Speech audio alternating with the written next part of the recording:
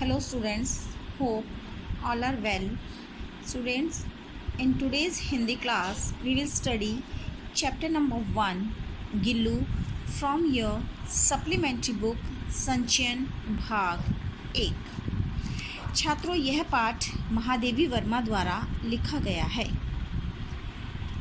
आज सोनजूही के पेड़ पर पीली कली को खिला देखकर अनायास यानी अचानक ही लेखिका को उस छोटे जीव का स्मरण हो आया जो इस पेड़ की सघन हरितिमा यानी हरियाली, इस पेड़ की हरियाली में छिपकर बैठ जाया करता था और पेड़ के निकट आने पर लेखिका के कंधे पर कूदकर उसे चौंका दिया करता था। लेखिका को आज वह लघु प्राण याद आ रहा था। लघु प्राण यानी छोटा सा जीव। लेखिका को आज वह लघु प्राण याद आ रहा था जो अब तक इस सोनजूही की जड़ में मिट्टी में मिल गया होगा। लेखिका को कुछ वर्ष पूर्व की घटना याद आती है। एक दिन अचानक सवेरे कमरे के बरामदे से निकलते हुए लेखिका ने बगीचे में 2 कौवों को एक गमले के पास चोंचों से छुआ-छुएल यानी छूकर चले जाना और दोबारा आकर छूना जैसा खेल खेलते देखा। लेखिका कौवों के विषय में सोचती हुई उस ओर आगे बढ़ती है। यह काकभुसुड़ी यानी ये शब्द यहाँ पर कौवों के लिए इस्तेमाल किया गया है। लेखिका सोचती है कि यह कौवा भी विचित्र पक्षी है। एक साथ समादरित और अनादरित दोनों से ही इसे सम्मिलित किया जाता है। समादरित यानी सम्मान के योग्य, अनादरित यानी अनादर के योग्य, रिस्पेक्ट एंड डिसरिस्पेक्ट। लेखिका सोचती है कि हमारे पूर्वज बेचारे ना गरुड़ के रूप में आ सकते हैं, ना मयूर के रूप में, ना हंस के रूप में।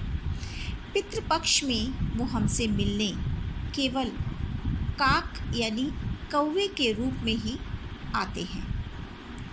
साथ ही कौवा हमारे दूरस्थ प्रियजनों के आने का शुभ संदेश भी अपनी कर्कश आवाज़ में ही देता है। कौवे का यह कर्कश स्वर हमारे कानों को बिल्कुल नहीं भागता, इसलिए हम उसकी अवमानना करते हैं और जब कौवा हमारे घर के आसपास काँव-काँव करता है तो हम उसे भगा देते हैं।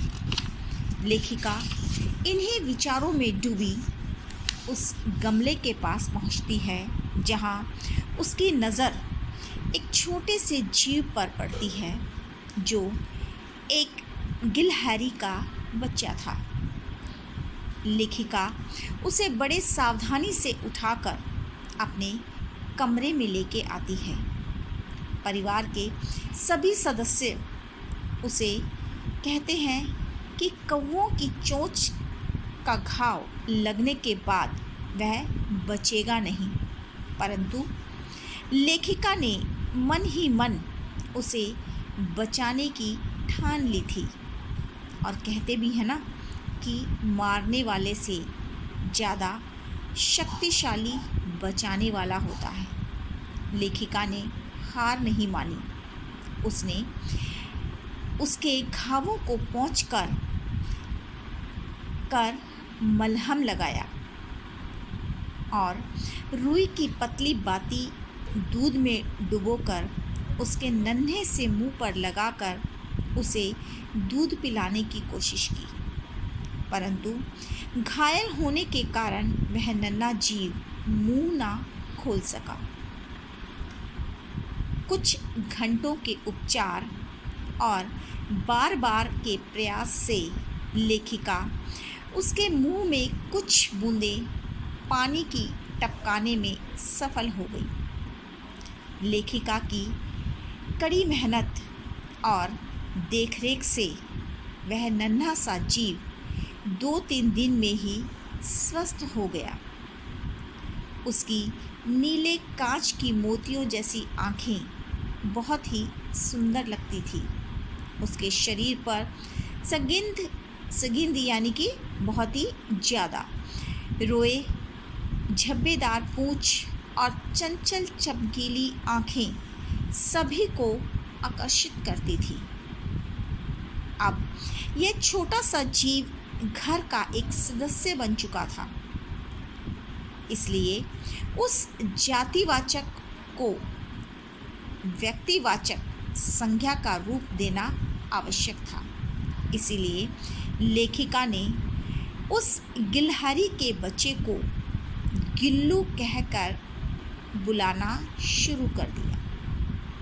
अब गिल्लू पूरे घर में बड़े ही मौज मस्ती से इधर उधर घूमता था। गिल्लू का